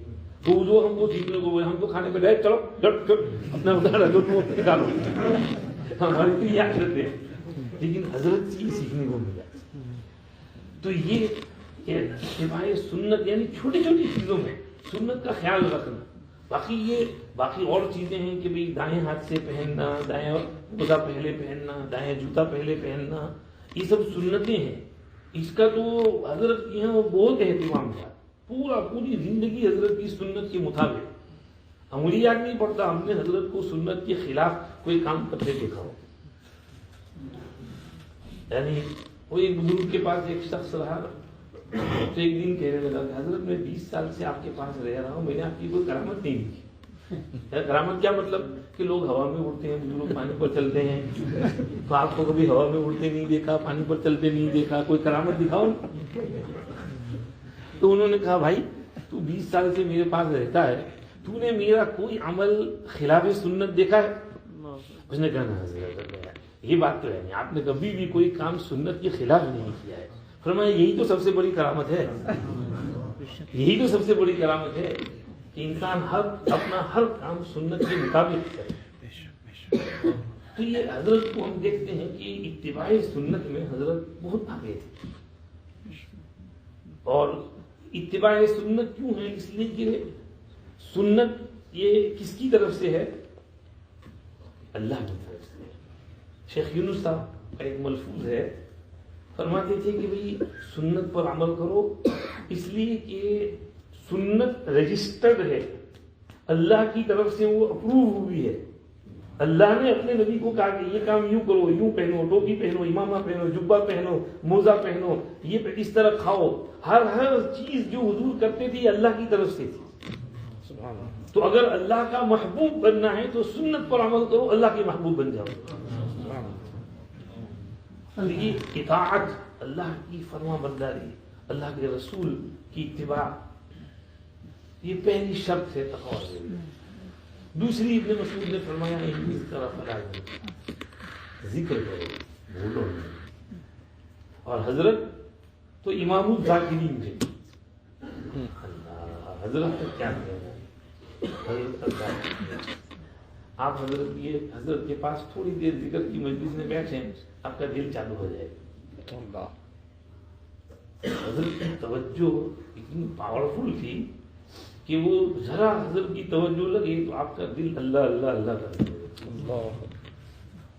یعنی بعض مرتبہ ہم ذکر کی مجلس سے لوٹتے تو وہ گھر جا کے پہنچتے رات دیر تک وہ قلب جو ہے وہ اللہ اللہ کرتا رہتا. حضرت کی توجہ تھی. اور حضرت تو حضرت تھے. جب ابھی ہم حضرت کی حالات پڑھ رہے ہیں اس میں آٹو بایوگرافی خلفائے کرام میں سے، فرائیڈے کو ہمارے یہاں ڈاکٹر صاحبان آتے تھے تو 10 قرآن شروع ہوا تھا. تو ابھی ہم 24ویں پارے میں پہنچے ہیں یا 23ویں پارے میں، سورہ صاد ختم ہونے کو آئی. لیکن ابھی حج سے پہلے بند ہو گیا تھا، موقوف تھا. پھر حضرت کا انتقال ہو گیا تو بھی آنے کے بعد درس شروع ہوا تو میں نے کہا درس چھوڑے یار، میں تو حضرت کی آٹو بایوگرافی ہے، اس کو انگلش میں سناتا ہوں. تو ایوری فرائیڈے ہم اس میں سے پڑھتے ہیں. تو 2 سبق ہوئے ہیں، تو انشاءاللہ یوٹیوب پہ آئیں گے تو میں اس کو پڑھتا ہوں، اس کو ایکسپلین کرتا ہوں. تو اس میں ابھی حضرت کی ابتدائی حالت پڑھ رہے ہیں. تو حضرت جب سہارنپور گئے ہیں، شیخ سے بیعت ہوئے ہیں 1964 میں. تو اس وقت تو پھر رمضان گزار کے واپس چلے آئے بیعت ہو کر. لیکن واپس جب دوسرے سال گئے 1965 میں تو حضرت کو ذکر کا بہت شوق تھا. تو بھائی مولانا عبدر رحیم صاحب سے کہا کہ حضرت سے میرے لیے ذکر کی اجازت لے لو. تو حضرت نے فرمایا کہ نہیں، ابھی وہ تعلیم میں ہے، مشکات پڑھنی ہے، دورہ پڑھنا ہے. تو فرمایا کہ ابھی نہیں، جب وقت آئے گا تب ذکر دے دیں گے. تو حضرت فرماتے ہیں کہ مجھے ایسا ہوا کہ نہیں، یہ میرے اندر ذکر کی صلاحیت نہیں ہے، میرا دل بہت گندا ہے، میں ذکر کے قابل نہیں ہوں، اس لیے مجھے ذکر نہیں مل رہا ہے. تو دوبارہ ذرا درخواست کرائی. تو عصر کی نماز کے لیے مولانا عبدالرحیم مطالعہ صاحب وضو کرا رہے تھے تو انہوں نے ذکر کے تذکرہ کیا کہ وہ یوسف پھر سے ذکر کی درخواست کر رہے تھے. تو شیخ نے وہ وضو ختم کیا، رمضان کا مہینہ تھا، شیخ تو پورا مہینہ اعتکاف میں تھے، تو وضو کر کے مسجد کے اندر انٹر ہوئے اور وہ اعتکاف کا پردہ تھا وہ ہٹایا اور وہیں سے زور سے لہجے کے اندر کہاں ہے یوسف عبدالرحیم کا بھائی، اس کو ابھی کے ابھی جو ریل پہلی ریل میں وہ ریل لے کے سورج چلا جائے، جو یہاں رہ کر کہنا نہ مانے اس کے لیے یہاں رہنے کی گنجائش نہیں ہے۔ تو مولانا عبدالرحیم صاحب نے کہا وہ سنت پڑھ رہے ہیں۔ اچھا پھر وہ بعد میں شیخ نے پیار محبت سے سمجھایا کہ پیارے میں نے تجھے کہا تھا ابھی نہیں۔ کچھ دن بعد حضرت فرماتے ہیں کہ حضرت وہ مغرب بعد لمبی نسلیں پڑھتے تھے، عشاء بعد بھی، مغرب بعد بھی، عشاء بعد بھی، پھر وطر کے لیے حضرت کھڑے ہوتے تھے، فرض اور وطر کے لیے، باقی نوافل بیٹھ کر پڑھتے تھے۔ تو حضرت فرماتے ہیں کہ میں دامن قدیم کی مسجد میں ایک طرف بیٹھ کے اپنے گھٹنے یوں اونچے کر کے اس میں سر جھکا کے رو رہا تھا، اور اس لیے رو رہا تھا کہ وہ مجھے شیخ ذکر نہیں دے رہے ہیں، کہنے کی تو ہمت ہے نہیں، وہ تو نام کھول سکت پڑی ہے، تو اس لیے چپ چاپ اندر اندر رو رہا تھا۔ کسی کو کچھ پتا نہیں کہ میں رو رہا ہوں، چیز ہے کہ یہ پتا ہو کہ کیوں رو رہا ہوں۔ فرماتے ہیں شیخ کا کشف ہو گیا شیخ کو۔ ہوا یہ کہ جب شیخ نوافل سے فارغ ہوئے اور وطر کے لیے کھڑے ہونے لگے تو یہ خادم نے ایک طرف سے ہاتھ دیا تو دوسری طرف سے میں دوڑا، میں نے بھی ہاتھ دیا، سہارا دے کر شیخ کو کھڑا کیا۔ جب شیخ کھڑے ہو گئے تو میرے کان میں چپکے سے کہا پیارے اس طرح رویا نہیں کرتے، تو فارغ ہو جائے گا تو میں تجھے ذکر دے دوں گا، اور اگر میں مر گیا تو عبدالرحیم سے سیکھ لینا ذکر۔ اور یہ کہہ کے حضرت نے ذکر شروع کر دیا۔ کہ حضرت کو کیا پتا کہ میں وہاں کونے میں اس لیے رو رہا ہوں، یہ حضرت شیخ کا کشف، حضرت شیخ کو کشف بہت ہوتا تھا، ہمارے حضرت کو بھی یہ حال تھا، حضرت کو بھی بہت کشف ہوتا تھا۔ حضرت فرماتے تھے کہ ہم شیخ کی خدمت میں جاتے تو اللہ مستور اوراتنا ورب سلیم سلیم پڑھتے رہتے، ہمارا بھی یہی حال تھا، ہم بھی حضرت کی خدمت میں جاتے تو رب سلیم سلیم اللہ مستور اوراتی پڑھتے تھے۔ وہ حضرت تو حضرت تھے، جلسہ جب ہوتا ہے نا تو ہم بہت بھاگ دوڑ کرتے، ادھر ادھر نہیں وہ، یا درکیلے منسٹر کے جلسے میں بھی بھاگ دوڑ کرتے، مطلب دارالعلوم میں جلسہ تھا اور میں بھاگم بھاگی کر رہا تھا، ادھر ادھر کھانا پینا یہ وہ نظام فلاں نظام، تو اتنے میں کوئی پتہ نہیں کچھ ہو گیا، کچھ ایمرجنسی کچھ پوچھنے کی ضرورت پڑی کہ حضرت کو پوچھنا پڑے گا اس کا۔ تو میں نے کسی کو حضرت کہاں ہے، کہا وہ فوٹو کاپیئر کے بازو میں فلاں کمرہ ہے تو اس میں حضرت بیٹھے ہوئے ہیں۔ تو میں بھاگ کر کے وہ گیا اور دروازہ کھولا، پتہ نہیں میں جھٹ سے اندر گھسا تو حضرت بیٹھے ہوئے تھے اور یوں کر کے مراقب تھے، تو جو دروازہ کھلا تو یوں آنکھیں کھولی اور لال لال آنکھیں، مجھے ہاں کیا ہے، وہ کچھ نہیں مل وہ اصل میں کیا ہے، ہم لوگ یہ سمجھتے تھے کہ نظام سارا ہم چلا رہے ہیں، تو وہاں بیٹھے بیٹھے وہاں سے وہ چلا رہے تھے۔ حضرت شیخ رحمۃ اللہ علیہ مثال دیتے ہیں نہیں، وہ بیل گاڑی چل رہی ہو تو اس کے نیچے کتا چلنے لگتا ہے، وہ سوچتا ہے کہ بیل گاڑی نہیں چلا رہا ہوں، حالانکہ بیل آگے جو چلانے والا ہے گھوڑا ہے وہ چلا رہا ہوتا ہے۔ ہمارا بھی یہی حال ہے، ہم کتے کی طرح یہ سمجھتے تھے کہ ہم ہی سارا کام کر رہے ہیں، وہ تو ساری ان کی توجہ ہوتی ہے۔ تو حضرت تھے، تو حضرت اس وقت حضرت نے فرمایا کہ بھئی ذکر کا بڑا شوق غالب تھا، مگر شیخ نے اس وقت نہیں دیا۔ حضرت نے اس کے بعد براکٹس میں لکھا ہے کہ اس وقت 1964-65 میں حضرت کا یہ نظریہ تھا، لیکن اخیر میں جب حضرت دارالعلوم تشریف لائے تو حضرت کا یہ نظریہ تھا کہ نہیں، مدارس میں بھی جو منتہی طلبہ ہیں یعنی مشکات دورے کے، ان کو ذکر دے دینا چاہیے تاکہ وہ فارغ ہونے سے پہلے کچھ تھوڑا بہت ذکر کی لائن میں لگ جائیں، اللہ اللہ کرنا شروع کر دیں، اس میں ان کا فائدہ ہے۔ اور حضرت نے فرمایا مجھے بھی فراغت سے کچھ پہلے خود ہی حضرت نے ذکر دے دیا تھا، اور 12 تسبیح ذکر حضرت کیا کرتے تھے اور بہت اہتمام سے کرتے تھے۔ وہ زمانہ ہم نے دیکھا ہے کہ حضرت وہ نیچے مولانا ہاشم صاحب جہاں رہتے تھے نا، حضرت شیخ والا کمرہ، اس کے برابر کا جو کمرہ ہے اس میں ذکر ہوتا تھا، اور وہ سامنے جو پیسیج ہے جو جم بنایا تھا بچوں نے، تو اس پیسیج میں 5 وقت کی نماز ہوتی تھی اور پیچھے ذکر ہوتا تھا، تو حضرت وہاں زور زور سے ضربے لگاتے تھے اور حضرت ذکر کرتے ہوئے روتے تھے، اور حضرت کی ذکر کی بھی ایک عجیب کیفیت ہوتی تھی۔ شروع زمانے میں مجھے یاد ہے، ہم لوگ تو چھوٹے تھے جب پڑھنے گئے، پیر غلام حبیب صاحب تشریف لائے تھے، سب لوگ بیعت ہو رہے تھے تو ہم بھی پیر صاحب سے بیعت ہو گئے. اب پیر صاحب کچھ دن دارالعلوم میں رہے تھے تو پیر صاحب نے وہ فجر کے بعد وہ جتنے بیعت ہوئے تھے ان کو بٹھایا مراقبے کی. باقی بچے چلے گئے اور ہم چند بچے بیٹھے ہیں, بتی بجھا دی, لائٹ آف, اندھیرا, اور مراقبہ سکھایا. پھر پیر صاحب نے ہٹ لو تو ہماری جان نکل گئی. ایک دو اندھیرا, ہم چھوٹے بچے, اور پھر زور سے وہ جو اللہ کی جو تجلی اور جو ہے ہمارے زور سے آواز ختم ہو گئی.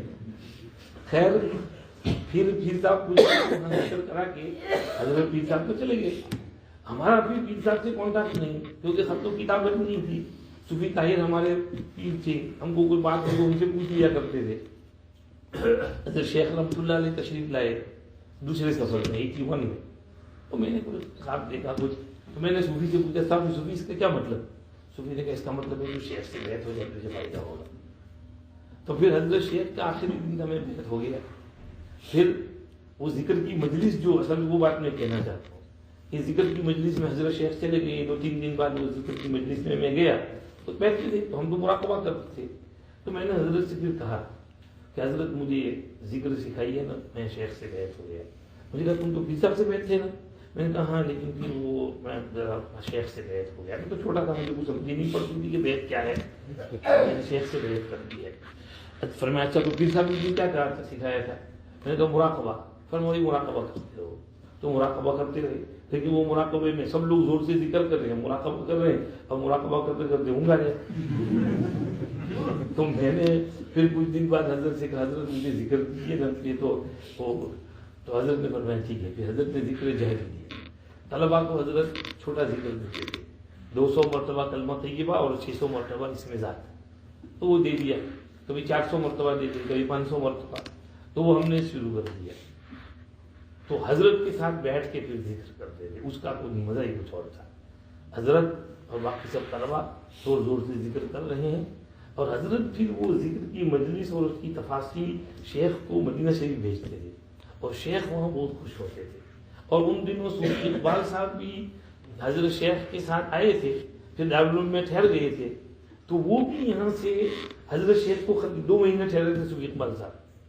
صوفی اقبال صاحب بڑی عمر کے, حضرت شیخ کے بہت اونچے درجے کے خلیفہ اور معتبر اور کتابیں لکھنے والے. اور مجھے یاد ہے کہ وہ حضرت کی کتنی قدر کرتے تھے. ایک دفعہ ہم پرانے حصے میں جا رہے ہیں, حضرت آگے ہیں, صوفی اقبال صاحب پیچھے ہیں. تو حضرت نے جوتے جب اتارے اور اندر جانے لگے, صوفی صاحب نے حضرت کے جوتے اٹھا لیے اور اپنے سر پر رکھ لیے, اور حضرت کے پیچھے پیچھے چلنے لگے. تو اب ہم لوگوں کو مجھے حیرت ہوئی, صوفی صاحب کیا کر رہے ہیں. تو حضرت کو بھی کچھ ہو گیا. تو حضرت نے پیچھے مڑ کے دیکھا, او صوفی صاحب یہ کیا کر رہے ہیں. لیکن حضرت صوفی صاحب جانتے تھے کہ ان کا کیا مقام ہے, کہ انہوں نے حضرت شیخ رحمتاللہ علیہ کی یہاں سے وہ عشق اور محبت کا پیالہ پیا ہے, حضرت کی توجہات حاصل کی ہے. حضرت شیخ کی یہاں ہمارے حضرت ہوتے تھے, تو حضرت نے اس میں لکھا ہے کہ میں جب مشکات پڑھے کا جو سال میرا تھا, تو شیخ نے ایک دن, رمضان کے بعد دوسرا تیسرا ہی دن تھا, تو شیخ نے ایک دن کہا کہ وہ مولوی نصیر کہاں ہے. مولانا نصیر یوسف کہاں, یوسف کھڑے ہو جاؤ. تو مولانا حضرت کھڑے ہو گئے وہاں اس کے اوپر چبوترے پر. تو فرمایا نصیر اس کو دیکھ لیا, یہ یوسف عبد الرحیم کا بھائی ہے, یہ اب سے دونوں ٹائم یہاں کھائے گا, چائے بھی یہیں پیے گا.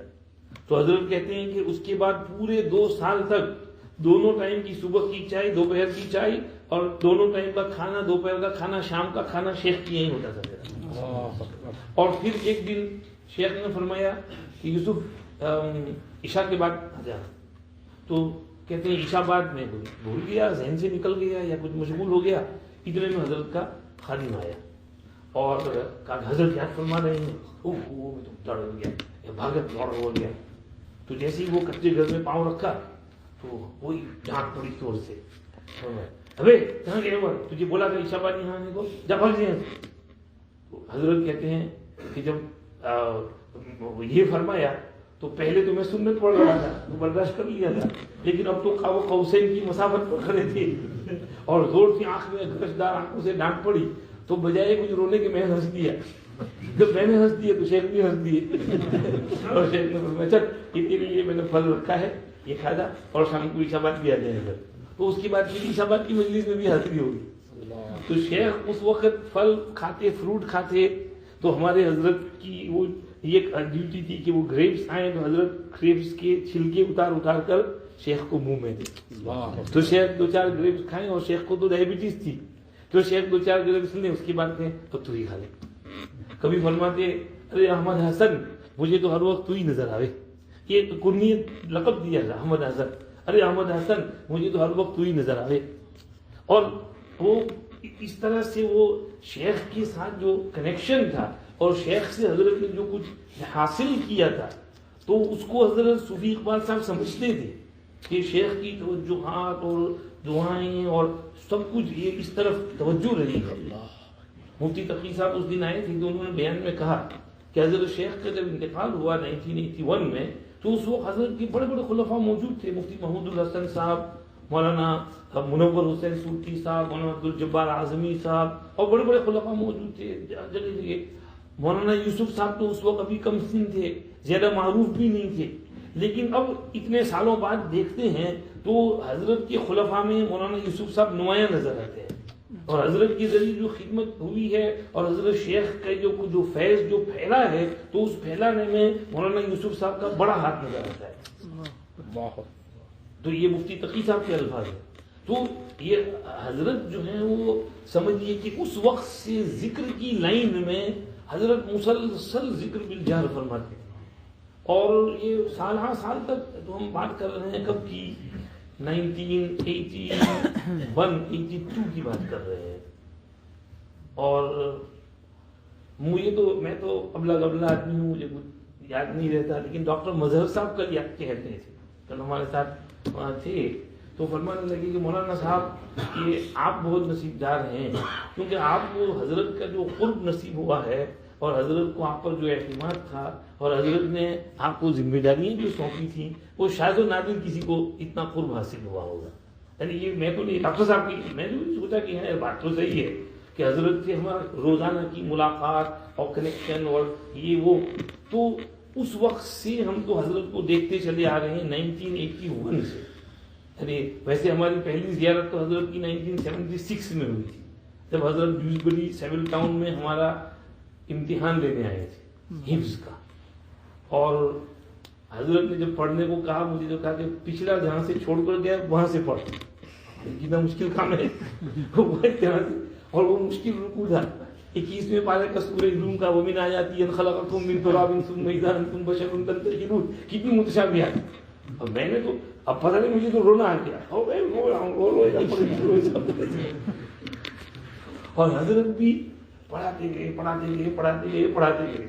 نہ لقمہ دیا نہ اٹکا نہ کہیں اور سے پوچھا, صرف 2 جگہ سے پوچھا, ایک یہاں سے پوچھا اور دوسرا سورہ رعد الف لام میم را سے کچھ اللہ یعلم ما تحمل کل انثى اور وہاں تک, اور بس فل مارکس دے دیے. اور حضرت جانتے تھے, اسی لیے میں جب حضرت نے پھر پڑھنے کے لیے میں آیا تو کلاس میں جب کوئی قرآن کی آیت آتی تو حضرت میری طرف دیکھتے اور مجھے فوراً اس کو پڑھنا پڑتا. تو حضرت ایک لفظ بول دیں اور آگے سارا مجھے بولنا پڑتا. اور الحمدللہ اللہ کا شکر ہے ہمارے اساتذہ بڑے اچھے تھے, انہوں نے قرآن بہت پکا یاد کرایا مجھے. تو اس لیے ہم فوراً حضرت جہاں بولتے وہاں جھٹ سے آگے پڑھ دیتے تھے. تو ہمارا تعلق تو 1976 سے ہے حضرت کے ساتھ. اور 81 میں حضرت نے حضرت شیخ کی جانے کے بعد ہم کو ذکر سکھایا اور وہ ذکر اس وقت سے حضرت جب ہم فارغ ہوئے 84 میں حضرت نے ہم کو سہارنپور بھیجا 1 سال پڑھنے کے لیے. اور مجھے کہا کہ تم شرح عقائد پڑھنا اور مختصر المعانی پڑھنا, یہ ضرور پڑھنی یہ 2 کتابیں, باقی پڑھو نہ پڑھو. تو ہدایت دی تھی. پھر جب ہم آئے حضرت نے مدرس رکھ لیا. پھر ایک دن میں نے کہا کہ حضرت وہ ذکر جو ہے وہ آپ نے مجھے چھوٹا ذکر دیا تھا, ذرا اس میں اضافہ فرما دیجیے, لے سکتا ہوں میں؟ فرمایا ہاں اب تم کر دو اضافہ. تو 12 تسبیح سکھا دی. تو اس وقت سے پھر 12 تسبیح شروع کر دی. اب شروع میں جب جوانی ہے, نئی شادی ہوئی ہے, بہت سی چیزیں بھول جاتے ہیں, کبھی کبھار رہ بھی جاتا تھا ذکر, لیکن پھر جو ہے حضرت کی برکت سے اللہ نے توفیق دی تو ابھی کچھ مدت سے پابندی سے ہو رہا ہے. اللہ پاک توفیق دے, قبول فرمائے. تو حضرت ذکر کے بہت پابند ہیں تقوی کا دوسرا انگریڈینٹ حضرت نے کیا بتایا، ابن مسعود نے کیا بتایا؟ ذکر، کہ اللہ کا ذکر کرو. اور حضرت نے یہاں ہمارے انگلینڈ میں ذکر کی لائن کو زندہ کیا، زندہ کیا. آپ دیکھ لیجیے ذاکرین جہاں ملیں گے الحمدللہ دوسرے سلاسل بھی ہیں، نقشبندی سلسلہ بھی ہے اور بھی ہے، مگر حضرت نے بھی اس لائن میں بہت اہم کردار ادا کیا. اور حضرت کے یہاں طلباء ذاکرین ہوتے تھے، اور ہم تو دورے کے طلباء کو ترغیب دیا کرتے تھے حضرت سے بیعت ہو جاؤ اور ذکر سیکھو حضرت سے.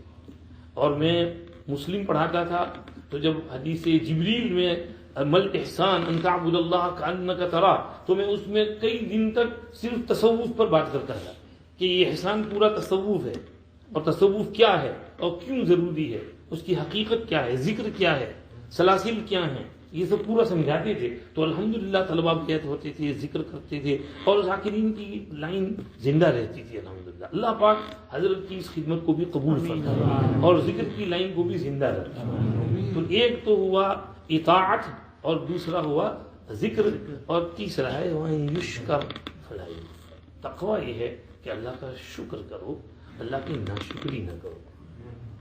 ہم حضرت کو دیکھتے ہیں، حضرت ہر وقت اللہ کے سامنے شکر سے سرنگوں رہتے تھے، اللہ کی نعمتوں پر اللہ کا شکر کرتے تھے، ہر وقت شکر شکر شکر، اللہ تیرا شکر.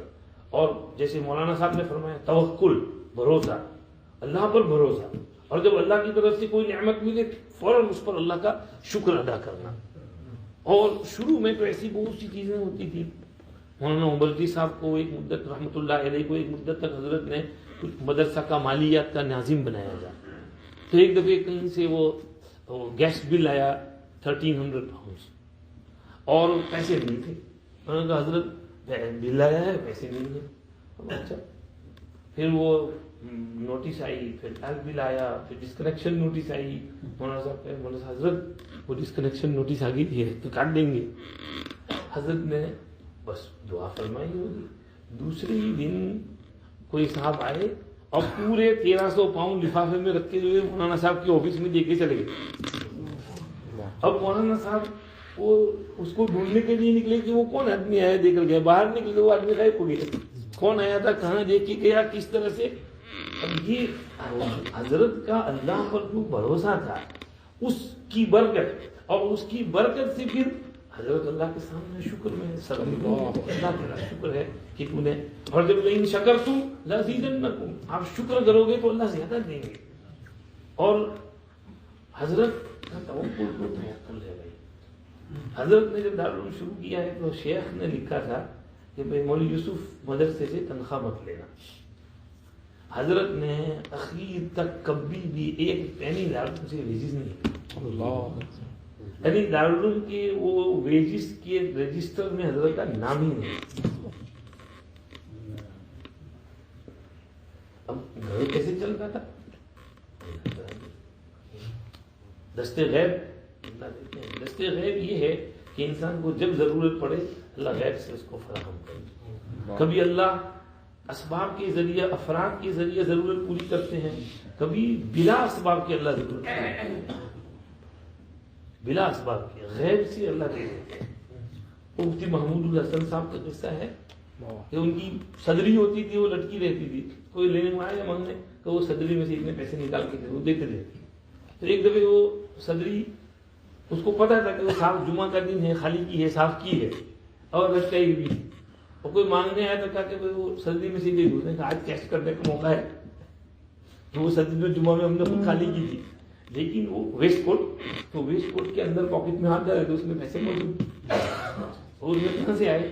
غیب سے، اللہ کی طرف سے. جو پیسے مشین، پرنٹنگ پریس مشین میں پرنٹ کرتا ہے اور مارکیٹ میں ڈالتا ہے، تو کیا اللہ اس پیسے کو کسی کی جیب میں نہیں ڈال سکتے؟ شرط یہ کہ انسان کا تعلق مالک کے ساتھ صحیح ہو. اللہ بھی غیب سے دیتے ہیں. اور اگر ریاکاری مکاری نہ ہو تو میں اپنا بھی ایک قصہ سنا دوں. یہ حضرت کی برکت. ایک دفعہ دارالعلوم میں بہت بھاگ دوڑ ہو رہی تھی، تو میں جو ہے کچھ سنڈے کا دن تھا، دارالعلوم جانا تھا. تو میں گاڑی میں پیٹرول ختم ہو گیا. میں کو وہ تو پیٹرول پمپ سامنے آیا ڈلوانے گیا. اس وقت تو پیٹرول بھی سستا تھا, تو میں نے شاید 5 پاؤنڈ یا 10 پاؤنڈ کا پیٹرول ڈلوایا. اس کے بعد ایک دم سے مجھے خیال آیا, تیری میرے جیب میں پیسے تو نہیں, وہ 10 پاؤنڈ تھے وہ تو میں نے سنا جگہ دے دیے, اور پیسے تو نہیں دیے. کیا خدا, اب کیا ہوگا, میں پریشان, بالکل پسینہ پسینہ ہو گیا. کارڈ وارڈ بھی نہیں تھا ان دنوں میں, لیکن میں نے ایسے ہی اپنے جیب میں سے یہ دباچا سب پڑا ہوتا ہے, یہ نکالا تو اس کی نوٹ نکلا اس میں سے. اب میں حلفیہ طور پر کہہ سکتا ہوں کہ وہ پیسے وہاں نہیں تھے. یہ حضرت کی برکت سے, دارالعلوم کی برکت سے میرا جو پسینہ جو چھوٹا, اللہ نے وہ دیکھ لیا, اللہ نے رکھ دیا. یہ سچی بات کہتا ہوں, ریاکاری نہیں ہے. یہ میرے ساتھ جو واقعہ پیش آیا, یعنی میں حلفیہ طور پر کہہ سکتا ہوں کہ میرے جیب میں پیسے نہیں تھے اور یہ اللہ نے رکھے وہاں. تو اللہ پاک کبھی غیب سے یہ اسباب مہیا کر دیتے ہیں, ہمیں اس کی ضرورت اللہ ہے. حضرت نے مشائخ احمد آباد میں وہ قصہ لکھا ہے.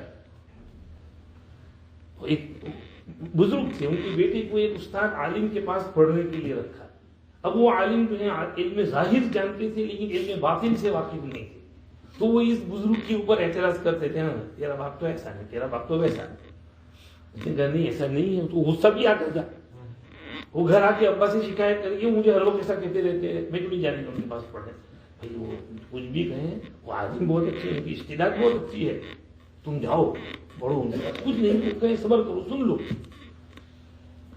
بہت ہو گیا. ایک دن انہوں نے کہا کہ تم ہر وقت میرے باپ پر اعتراض کرتے رہتے ہو, تم خود میرے باپ سے آ کر مل لو. انہوں نے کہا ٹھیک ہے میں آؤں گا, لیکن میری 3 شرطیں ہیں. انہوں نے کہا نمبر 1 شرط تو یہ کہ یہ ہاں میں نے یہ سنا ہے کہ وہ ریشم کے کپڑے پہنتے ہیں اور ریشم کے کپڑے حرام ہیں, تو وہ ریشمی کپڑے نہ پہنے. نمبر 2 یہ ہے کہ میں نے سنا ہے کہ وہ دست غیب ان کے پاس ہے, تو وہ تو جن بھی ان کے تابع ہوگا, وہ جن آ کے پیسے نہیں جاتا ہوگا, اور جن تو چوری کرتا ہے. تو ان کو کہنا کہ آپ نے مجھے کچھ ہدیہ ودیہ دیا تو میں نہیں دوں گا آپ کا ہدیہ, تو چوری کا پیسہ ہے وہ تو جنات کا. اور نمبر 3 انہوں نے یہ کہا کہ میں ان سے کچھ علمی سوال کروں گا, ان کو جواب دینا پڑے گا. پھر انہوں نے مجھ سے کچھ علمی سوال کرنا ہو, میں اس کا جواب دوں گا. انہوں نے کہا ٹھیک ہے. سبق فنش ہوا تو انہوں نے کہا کہ حضرت آپ چلیے میرے ساتھ. گھر آئے, کہا کہ میں نہیں جاتا, آپ خود, میں نوک کرتا ہوں, آپ خود جو ہے وہ ان سے ملاقات کیجیے, تاکہ آپ کو ایسا نہ ہو میں نے ان کو اندر جا کر کہہ دیا کہ اپنے ریشم کے کپڑے بدل دو. تو نوک کیا تو حضرت نے خود دروازہ کھولا تو دیکھا تو کوئی ریشمی کپڑا نہیں, وہ تو نارمل کاٹن کا کپڑا پہنے ہوئے ہیں. میں نے تو کہا تھا کہ میرے ابا ریشم نہیں پہنتے, آپ کو کسی نے رانگ انفارمیشن دیا ہے, یہ غلط بات ہے, میرے ابا ایسے نہیں ہیں, چغل خور ہوتے ہیں, چغلیاں کرتے ہیں, ادھر ادھر کی باتیں کرتے ہیں. چلو ہم اندر جا کے بیٹھے, باتیں ہوئی ادھر ادھر کی. وہ علمی کوشچن کچھ پوچھنا تھا, انہوں نے کچھ پوچھا تو حضرت نے اس کا جواب دیا, اور بڑا زبردست جواب دیا. تو واہ واہ حش. پھر حضرت نے ان سے پوچھا کہ مولوی صاحب یہ بتاؤ, وَلَوْ بَسَطَ اللَّهُ الرِّزْقَ لِعِبَادِهِ لَبَغَوْا فِي الْأَرْضِ وَلَكِنْ يُنَزِّلُ بِقَدَرٍ مَا يَشَاءُ إِنَّهُ بِعِبَادِهِ خَبِيرٌ بَصِيرٌ. ترجمہ یہ ہے کہ اگر اللہ اپنے بندوں کے لیے رزق کو پھیلا دے تو زمین میں بغاوت پھیل جائے, لیکن اللہ مقدار کے حساب سے روزی دیتا ہے. تو فرمائے کہ اس پر ایک اشکال ہے. دنیا میں بہتوں کے لیے تو اللہ نے رزق پھیلایا ہے, بہت سے ملینئر ہیں, بلینئر ہیں, ٹریلینئر ہیں. سلیمان علیہ السلام کو پوری دنیا پر حکومت دی تھی, اور بھی بادشاہوں کو پوری دنیا پر حکومت دی تھی, تو رزق تو پھیلا تھا ان کے لیے. تو وَلَوْ بَسَطَ اللَّهُ الرِّزْقَ لِعِبَادِهِ لَبَغَوْا فِي الْأَرْضِ, یہ کیا معنی ہے؟ تو انہوں نے کہا کہ جواب دیا کہ اس کی یہ معنی ہے. تو حضرت نے فرمایا ہاں یہ جواب قرطبی نے دیا ہے. انہوں نے دوسرا جواب دیا کہ اس کی یہ تفسیر, ہاں یہ جواب ابن کثیر نے دیا ہے. تیسرا جواب یہ فخر الدین رازی نے دیا ہے. اور چوتھا جواب, 5واں جواب یہ فلاں نے دیا ہے, فلاں جگہ لکھا ہے. وہ کہنے لگے حضرت آپ کے پاس تو علم وہابی ہے, لدنی ہے. تو حضرت نے فرمایا لیکن اس پر یہ اشکال, اس پر یہ اشکال. تو وہ کہنے لگا کہ حضرت آپ کے پاس تو علم وہابی اور لدنی ہے. تو حضرت نے اپنے آستین چڑھائی اور چڑھا کر کے یہ کوہنیاں دکھائی کہ بھائی یہ کوہنیاں جو ہے اس کی چمڑی اتنی کورس ہو گئی, یہ ختم ہو گئی ہے, یہ ٹپائی پہ یوں ہاتھ رکھ رکھ کے پھر یہ مطالعہ کر کر کے یہ ختم ہوئی ہے. تو تم نے علم لدنی کہہ کر یہ ساری محنت پہ پانی پھیر دیا. میری ساری محنت کر گئی. علم لدنی ایسی تھوڑی آتا ہے. معاف کرنا. تو آپ ہی بتائیے اس کا کیا جواب ہے؟ حضرت نے فرمایا اس کا جواب یہ ہے کہ جب کسی فعل کی اسناد فاعل کی طرف ہوتی ہے تو اس کی استطاعت اور قدرت کے حساب سے ہوتی ہے، اور یہاں بسط اللہ میں بسط کی اسناد اللہ کی طرف ہے.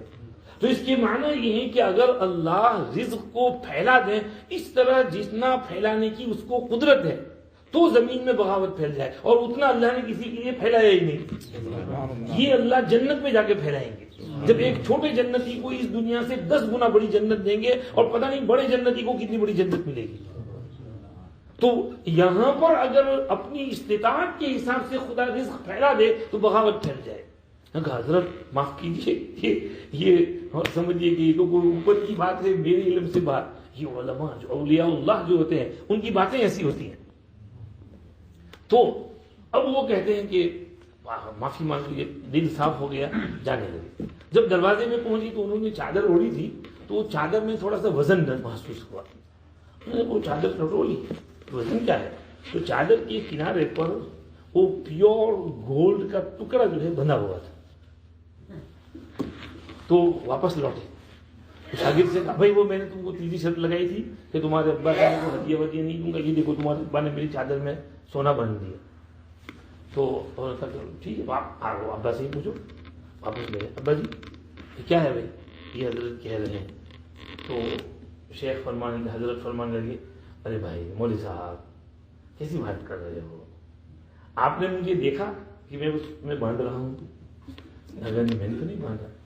تو پھر اگر کسی اور نے باندھ بھائی اس وہاں کسی اور کو آتے ہوئے باندھتے ہوئے دیکھا تو پھر یہ نہیں دیکھا تو پھر یہ تو تہمت ہوئی.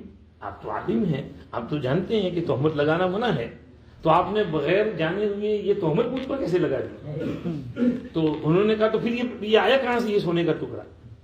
یہ جواب میں آپ کو سنانا چاہتا ہوں. تو حضرت نے جواب دیا کہ بھئی جو خدا زمین کی تہ میں کان میں سونے کو رکھ سکتا ہے، کیا وہ آپ کی چادر میں سونا نہیں رکھ سکتا؟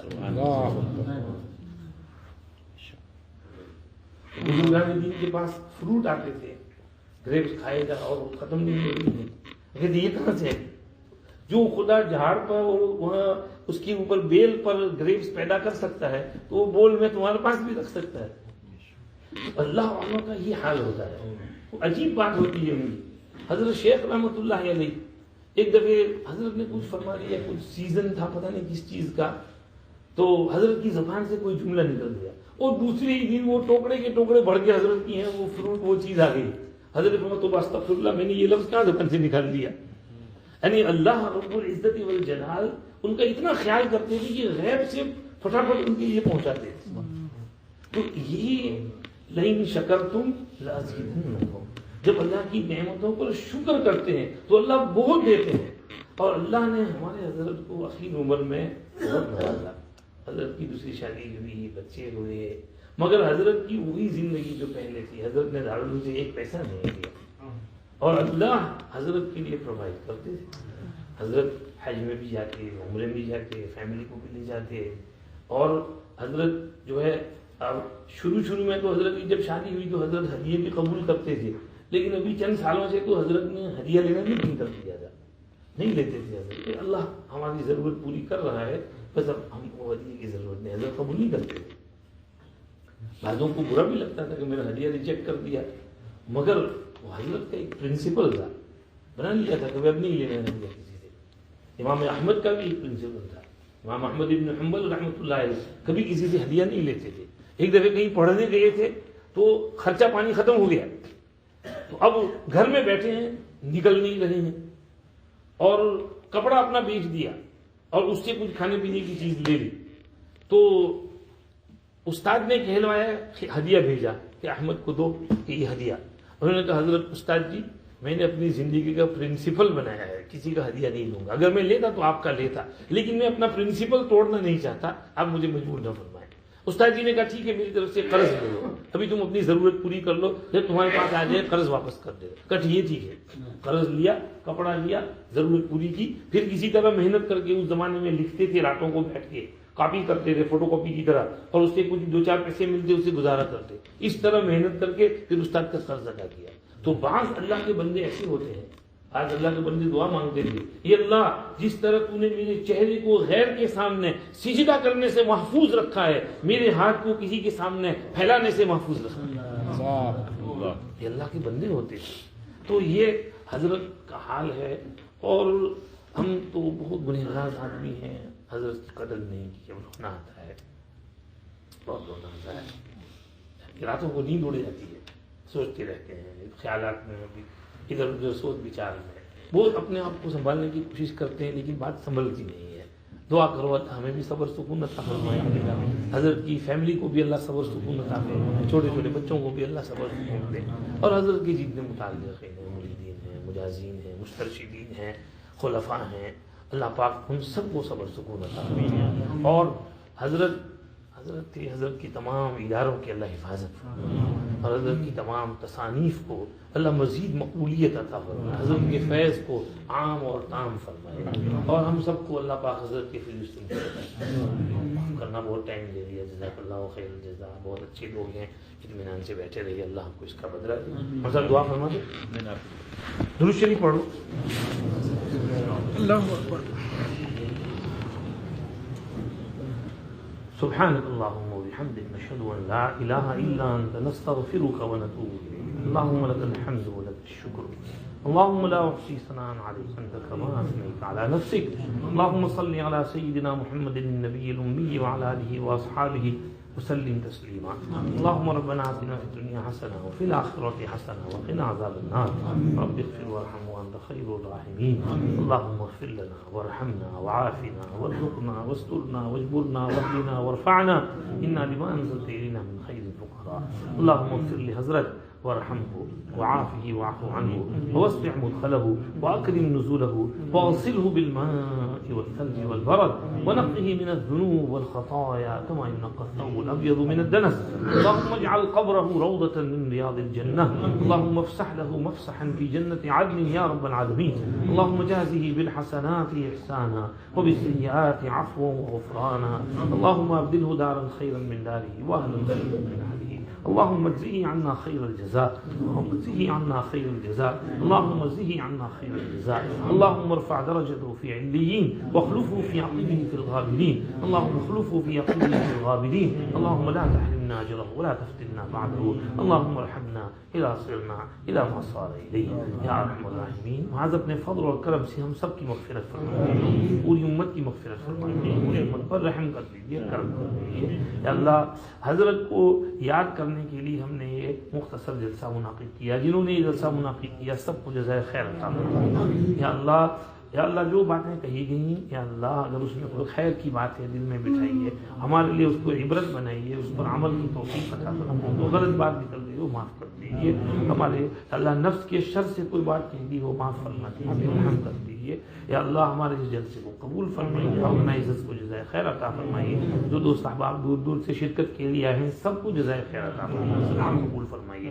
اور حضرت کی فیوز اور برکات کو عام اور تام فرمائیے حضرت کی درجات اعلیٰ علیین میں بے حساب بلند فرمائیے حضرت کی قبر مبارک پر کروڑوں رحمتیں برکتیں نازل فرمائیے حضرت کی قبر کو جہاں تک نگاہ پہنچے کشادہ فرمائیے یا اللہ حضرت کی قبر کو جنت کا باغ بنائیے یا اللہ حضرت پر کروڑوں رحمتیں نازل فرمائیے یا اللہ حضرت کی فیوز کو عام تام فرمائیے ہمارے یا اللہ تمام اکابر مشائخ جو انتقال کر گئے سب کی قبروں پر اپنی خاص رحمتیں نازل فرمائیے حضرت پیر صاحب کی قبر پر خاص رحمتیں نازل فرمائیے ان کی قبر میں ان کو سکون عطا فرمائیے بچے گھر کی حفاظت فرمائیے وہاں کے یا اللہ وہاں کے معمولات کی اور ذکر فکر اور حلقے کی شیخ کی فیوز کی اللہ حفاظت فرمائیے اور ان میں مزید برکت عطا فرمائیے حضرت شیخ یونس صاحب نور اللہ مرقدہ کی قبر پر کروڑوں رحمتیں نازل فرمائیے ان کی تصانیف کو قبول فرمائیے اللہ اور حضرت شیخ رحمۃ اللہ علیہ کی قبر پر بھی کروڑوں رحمتیں نازل فرمائیے حضرت شیخ کے اللہ جو خلفاء ابھی بقید حیات ہیں ان کی زندگیوں میں برکت عطا فرمائیے مولانا ہاشم صاحب کو شفا عطا فرمائیے حضرت مولانا بلال صاحب کو عافیت نصیب فرمائیے اللہ ان کی فیوز و برکات کو ہمارے سروں پر باقی رکھیے اللہ اور بھی جو خلفاء مولانا عزیز الرحمان صاحب مولانا عقیل صاحب اور یا اللہ جو خلفاء یا اللہ جہاں کہیں پوری دنیا میں زندہ ہیں سب کی زندگیوں میں برکت عطا فرمائیے سب کی علوم فیوز سے ہمیں اور پورے عالم کو مستفید فرمائیے ہماری ٹوٹی پھوٹی دعائیں قبول فرمائیے. گھر والوں پر بھی صبر سکون نازل فرمائیے. یا اللہ ان کے قلب پر سکینہ نازل فرمائیے. صدمے کو برداشت کرنا ان کے لیے سب کے لیے آسان فرمائیے.